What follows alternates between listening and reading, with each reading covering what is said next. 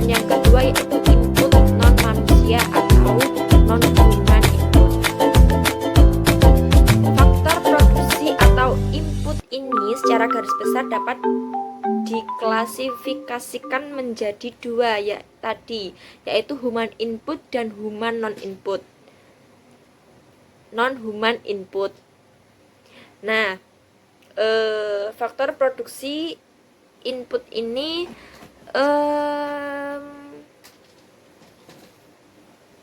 human input ini yaitu input manusia dengan tenaga kerja dan wirausahawan. Non input manusia ini terdiri dari tenaga kerja, yaitu bisa tenaga kerja dari orang-orang manusia yang menjadi buruh biasanya untuk memproduksi suatu produk tersebut. Nah, yang kedua yaitu input non-human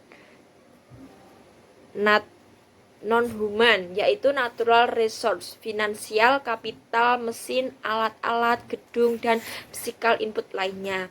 Nah, untuk input non-human ini kecuali manusia, namanya juga input non-human, pasti kecuali manusia, yaitu seperti alat-alat, terus finansial, mesin, resource, natural resource itu, dan physical input lainnya. Sedangkan input yang human tadi itu mayoritas itu dikerjakan oleh manusia, jadi tenaga kerja oleh manusia. Yang non human itu tenaga kerja oleh mesin dan alat-alat lainnya yang dibutuhkan dalam suatu produksi tersebut. Nah, pengkategorian menjadi dua di atas itu setidaknya dilandasi oleh dua alasan.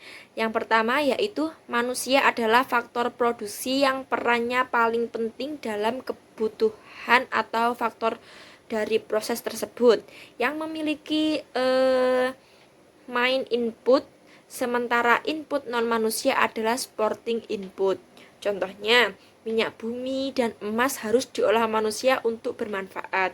Contoh lain yaitu emas itu kan harus diolah dulu oleh manusia atau diinput dan menjadi bermanfaat. Yang kedua yaitu manusia adalah makhluk hidup yang tentu saja mempunyai ciri atau karakteristik yang berbeda-beda. Karakteristik yang dimaksud itu seperti faktor produksi yang lain, memiliki karakteristik yang berbeda-beda dengan faktor produksi yang lain. Nah, secara umum sumber daya non manusia itu dapat diperdagangkan dengan baik bisa legal maupun non ilegal. Tapi manusia itu tidak demikian karena ciptaan Allah yang diberikan kedudukan istimewa.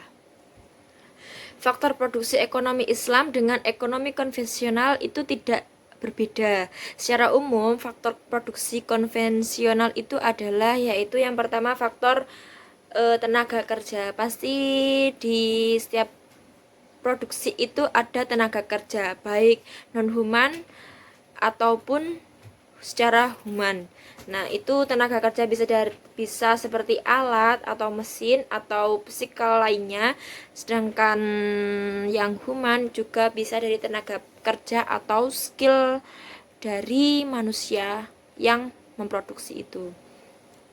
Yang kedua yaitu faktor produksi bahan baku. Nah, yang namanya produksi itu kan pasti ada sesuatu untuk diproduksi. Jadi, bahan baku itu juga menjadi salah satu faktor produksi. Yang ketiga yaitu faktor produksi keahlian atau skill.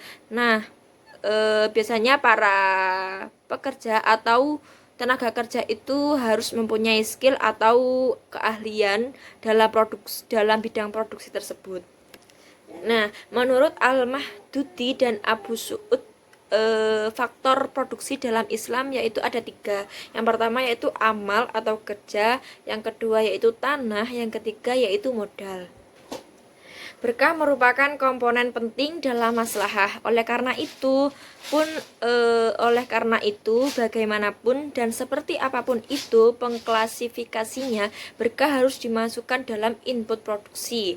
Memasukkan berkah sebagai input produksi adalah rasional, sebab berkah mempunyai andil nyata dalam membentuk output. Nah, berkah memang terkadang itu materialis, namun mirip seperti human capital yang juga tidak materialis, tetapi telah diterima sebagai input. Produk yang dihasilkan dengan human capital yang rendah, maka hal tersebut juga menghasilkan produk yang sangat rendah. Nah, barang yang bermaslahah rendah juga akan dipandang dengan nilai yang rendah juga. Begitu juga sebaliknya, jika barang tersebut dipandang dengan nilai tinggi, maka maslahah tersebut juga tinggi, dan begitupun juga sebaliknya. Terus yang selanjutnya ada input produksi atau faktor produksi, faktor dalam melakukan produksi. Yang pertama yaitu SDA, sumber daya alam. Biasanya itu terdiri dari bahan baku untuk memproduksi suatu produksi yang akan diproduksi. Nah, misalnya kita membutuhkan tanah, membutuhkan bahan baku dari usaha kita, apa yang kita produksi, seperti itu. Yang kedua yaitu SDM, yaitu sumber daya manusia atau tenaga kerja. Kita membutuhkan tenaga kerja atau karyawan untuk melakukan proses produksi tersebut. Biasanya tidak hanya dengan manusia, tetapi kita juga membutuhkan tenaga kerja dari alat atau mesin. Ya, melihat juga apa yang kita produksi seberapa berat, atau kita lebih membutuhkan SDM ataukah membutuhkan sumber daya dari teknologi tersebut. Yang ketiga yaitu kapital atau modal. Kita juga membutuhkan modal dalam memproduksi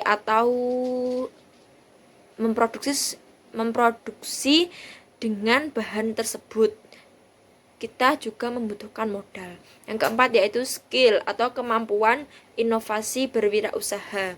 Jadi kita juga membutuhkan skill untuk bagaimana produksi selanjutnya dan bagaimana usaha agar tetap berjalan sesuai dengan rencana atau business plan. Nah, yang kelima yaitu teknologi. Teknologi yaitu mesin. Kita juga membutuhkan teknologi dari mesin. Tidak hanya teknologi manusia, tapi juga membutuhkan teknologi dari mesin.